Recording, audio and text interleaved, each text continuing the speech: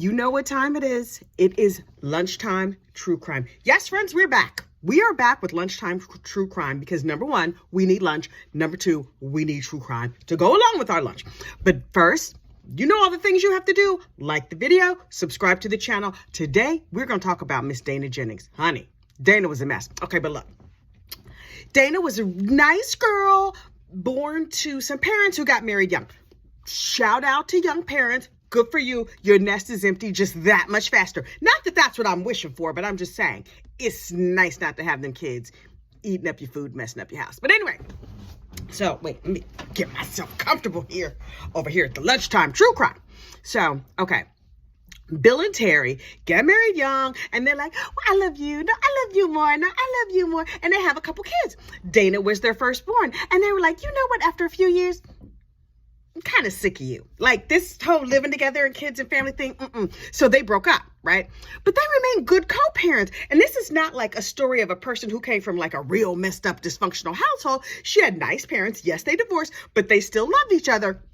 They were living over there in California, beautiful weather, Southern California. What's not to love? But ultimately, Bill was like, you know what?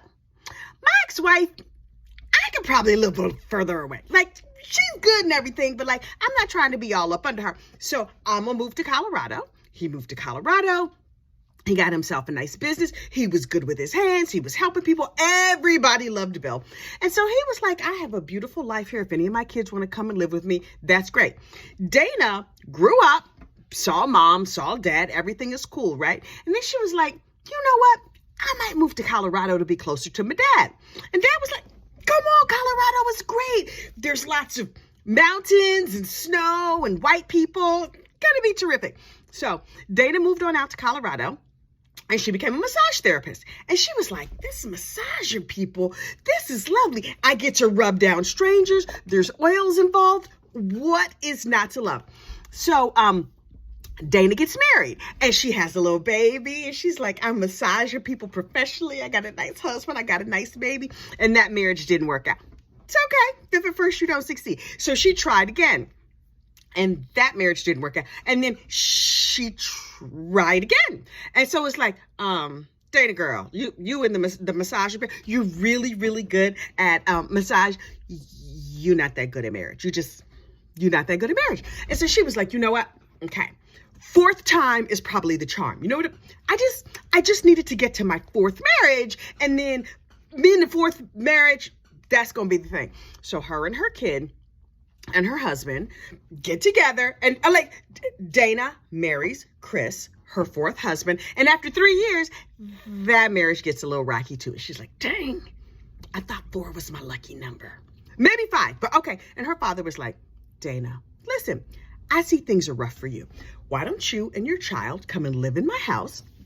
We will make a nice little like peaceful family and you can have a home base so you can run your massage. You can do whatever you want to do. And she's like, oh my God, thanks, Dad. You're the best. So she's living with her dad. Her father's out here in these streets.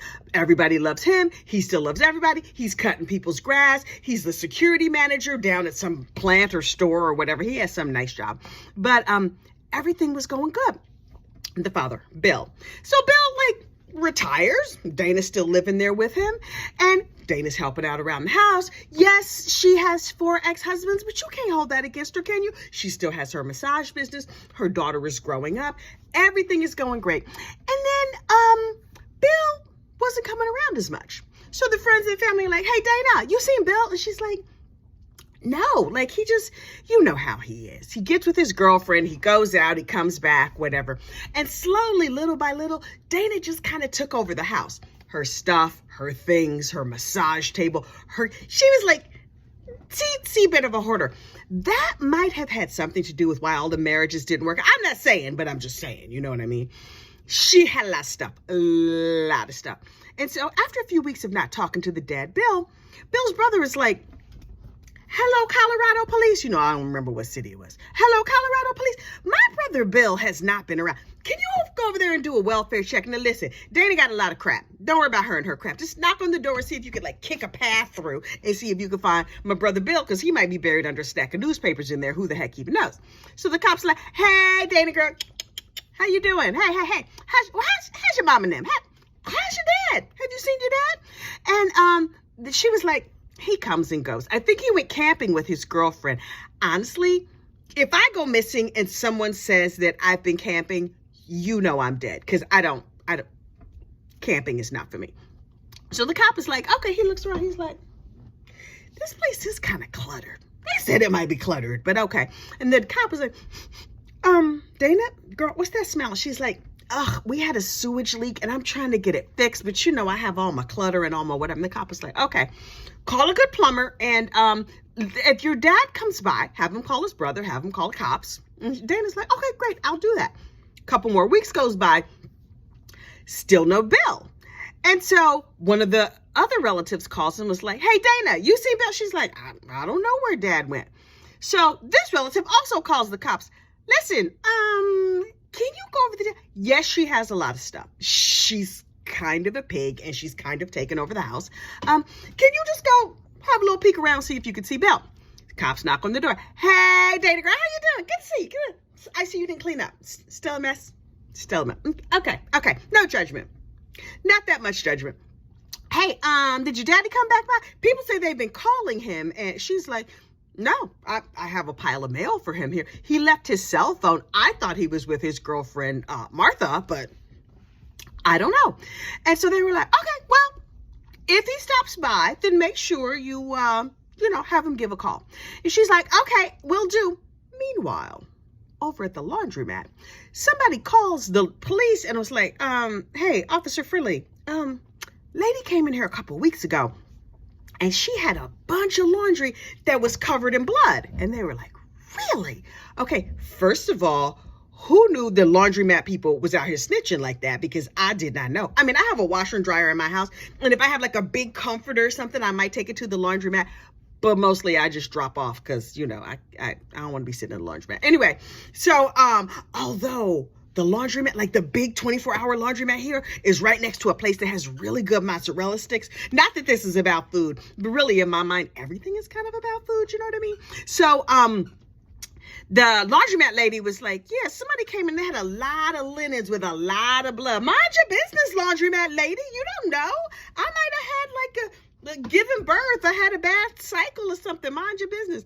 But the laundromat lady was like, you should come and look at our video because there was a heifer in here and there was a lot of blood. And the cops are like, really? Like one spot, 2 sheets? How much? The laundromat lady was like, look like she dismembered somebody to me. I don't know. You ain't heard it from me, but I'm just saying, look like a dismemberment. And I should know from dismemberment because I work at a laundromat and child, the things we see in here. And so the cops were like, okay. So they went on down to the wash and fluff or whatever it was called. And they looked at the videotapes. Laundromats got videotapes? Okay. Convenience stores, gas stations, not so much. That laundromat, oh, they got you on film. They're like, look at her not using proper fabric softener, whatever. So they look at the tapes and they're like, that looks like Dana. Okay. We gonna have to go talk to her again. So like, Dana girl, hey, how you doing? Still didn't clean up. Okay. You could tidy up. And she was like, what do you want? I'm tired of waking up and y'all just knocking on my door asking for my daddy. My father came by and he picked up his mail and he picked up his phone. He is not here. He must have came when I was out. And the cops was like, something is fishy. Can I come in the house? And she was like, no. They were like, oh, we have to use the bathroom. And she was like, okay. So she let them in and they was looking around like, first of all, this place smells horrible. Second of all, the mess in here is atrocious. Judgment. And so they were like, Dana, when your daddy does come, where does he sleep? Because there does not appear to be, we just wanted to look at his bedroom. Also use the bathroom, but we see that bathroom is practically a crime scene because it looks crazy in there. Where does he sleep? Because we can't see any place where he would have slept because all the bedrooms are filled with your junk. And she was like, he sleeps either in the lazy boy or on my massage table. But like, and they were like, okay, it's 3 feet of laundry piled on that massage table. She's like, I knock it to the floor when he sleeps there. And they were like, okay, can you come down to the police station and just answer like 1 or 2 or 65 questions for us? And she was like, if you're taking me in, I guess. So she goes to the police station, but she's not really giving them that much help. And they were like, this this would go better if you would help us. And she was like, I have nothing to say. I'm not asking for a lawyer. I'm just saying, my dad came by. He picked up his laundry. He picked up his mail. He picked up his telephone. What do you want from me? And the cops were like, okay, we are investigators. And in our minds, we're thinking, you've not had your phone for a couple weeks. First thing you do is you're like, oh, look at all these missed calls. I should probably call some of these people back. But nobody had been called back. So they were like, okay, you can go back to your dirty, stinky house. We're going to continue to investigate. She's like, do you, boo? Like, that's my translation of what she said. So they start asking around, and they were like, did he say anything strange the last time you talked to him? And one of his sons was like, yeah, I thought Dana was trying to drug me, but other than that, everything was fine. The cops were like, I'm sorry, what now? What? Why would he say that? And the son was like, yeah, my dad said Dana will cook dinner for him. And after she would cook dinner, like one night she made him a hamburger and shake and fries, the fresh cut fries. Oh, who doesn't love a good fry? And he took one bite of the hamburger and fell asleep for 15 hours. And they were like, really? And the dad just figured, I must have been tired 15 hours. Wow. And then not that long later, Dana gave him a nice massage because, she's a professional massage therapist. And he slept for like 2 days. And then he woke up like, ooh, I'm really groggy. And they were like, okay, might Dana have massaged her daddy to death? Dana girl, we're going to need you to come back down here and we're going to ask you a couple questions. And she was like, okay. So she goes to the police station. They get a warrant to search the house. So they searching around and they're like, this place smells terrible. Meanwhile, they questioned Dana's third ex-husband, not the fourth one, Chris, the third one, Joel. And Joel was like, she probably killed her father. And they were like, Joel, why would you say that? And Joel was like, she was really, really lovely sometimes. Other times, she was completely homicidal. And one of her hobbies was mixing up massage oils. And so she would buy things off eBay and mix them in that were supposed to be like relaxing and scented. And I'm thinking, ooh, like lavender. And they were like, But sometimes she would get like horse tranquilizer and mix it in. What? Where can you buy horse tranquilizer if you're not a veterinarian? I don't understand. But apparently you can buy horse tranquilizer on eBay.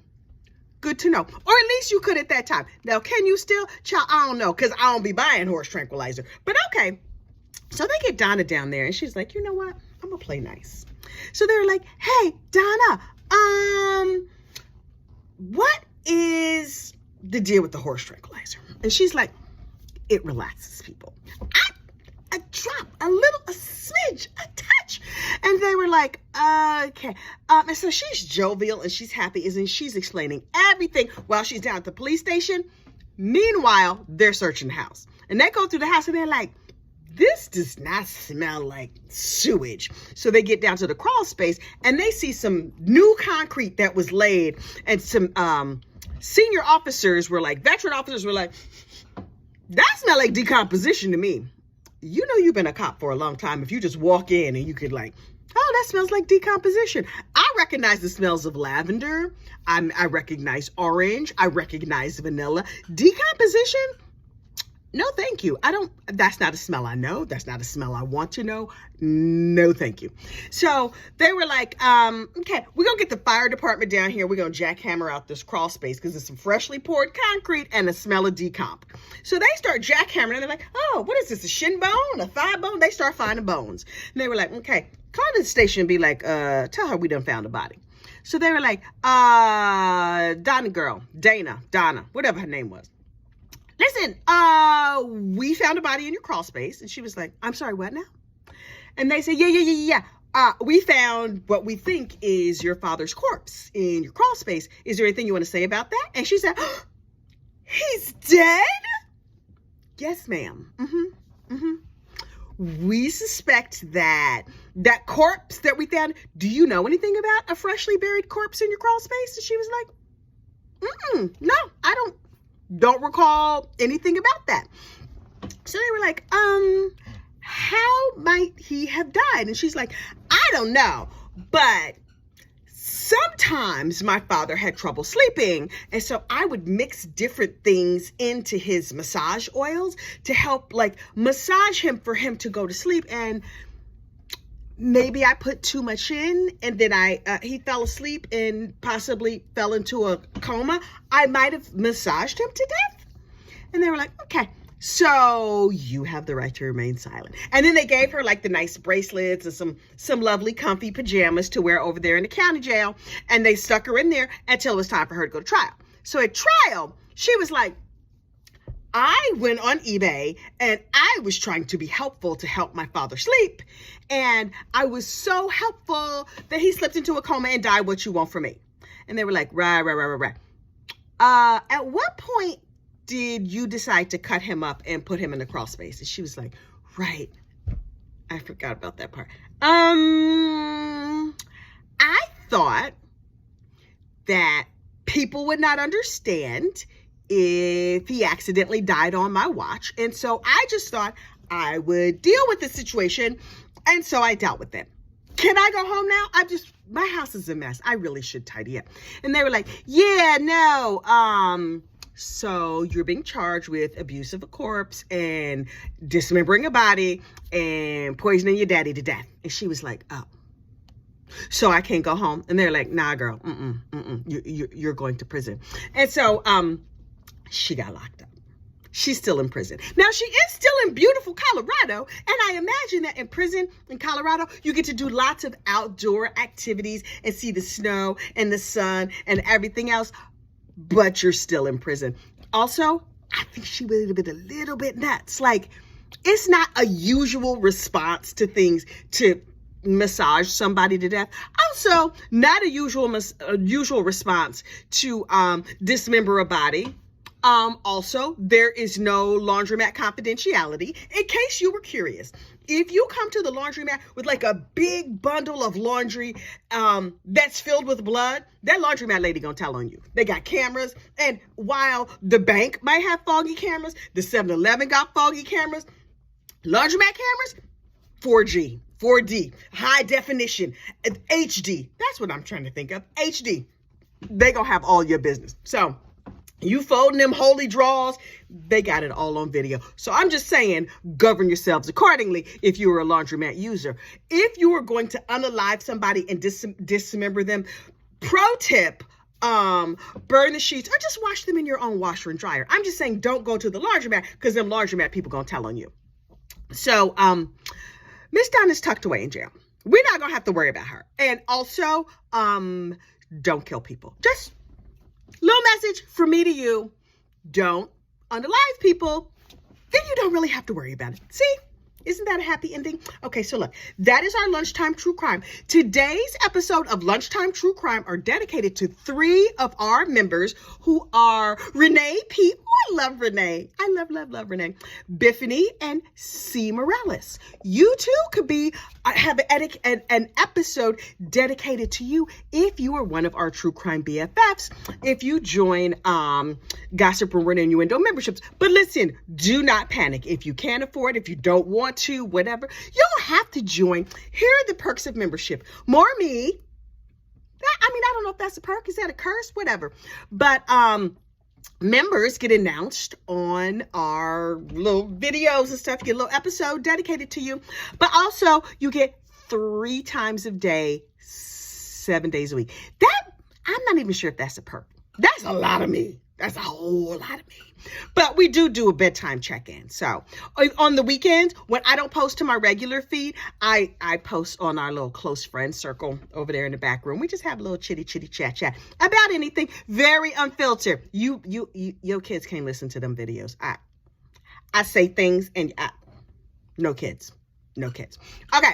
Go back to work. Your boss is looking for you. I just saw him walk by. He was looking for you. Girl, you better get back on them phones. Okay. You have a good rest of your day, and I will talk to you later. Bye.